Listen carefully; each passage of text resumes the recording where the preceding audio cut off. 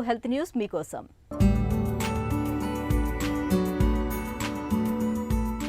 వ్యాయామం చేస్తే నిద్ర బాగా పడుతుందన్నది మనందరిలోనూ ఉన్న నమ్మకం. అది కూడా జిమ్లో ఎంత బాగా శ్రమిస్తే నిద్ర అంత గాఢంగా ఉంటుందని భావిస్తూ ఉంటాం. కానీ అది ఒట్టి అపోహేనని కొట్టిపారేస్తున్నారు చైనాలోని బీజింగ్ విశ్వవిద్యాలయానికి చెందిన శాస్త్రవేత్తలు. నిద్రలేమికి శ్రమతో కూడిన వ్యాయామాల కన్నా తేలికపాటి వ్యాయామాలే బాగా పనిచేస్తాయని వారు పేర్కొంటున్నారు. ఇందుకోసం నిద్రలేమి సమస్యతో బాధపడుతున్న సుమారు 1500 మందిని ఎంచుకుని వాళ్ల చేత రకరకాల వ్యాయామాలు చేయించారు పరిశోధకులు.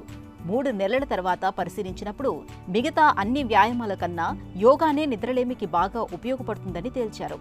అది నిద్రలేమి బాధితులకు 2 గంటల పాటు గాఢ నిద్రను ఇవ్వగలుగుతుందని పరిశోధకులు చెబుతున్నారు. శ్వాసపైన ధ్యాస నిలుపుతూ చేయటం, శరీరంలోని ప్రతి భాగంపైన దృష్టి పెట్టేలా చేయటం వంటివి ఇందుకు కారణం కావచ్చని శాస్త్రవేత్తలు విశ్లేషిస్తున్నారు. యోగా తర్వాత చైనాకి చెందిన తాయ్ చీ వ్యాయామం మంచిదట.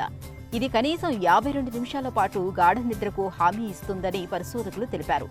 ఈ రెండింటి స్థాయిలో కాకుండా నడక, జాగింగ్ కూడా నిద్రకు ఎంతో కొంత మేలు చేస్తున్నాయని వారు చెబుతున్నారు.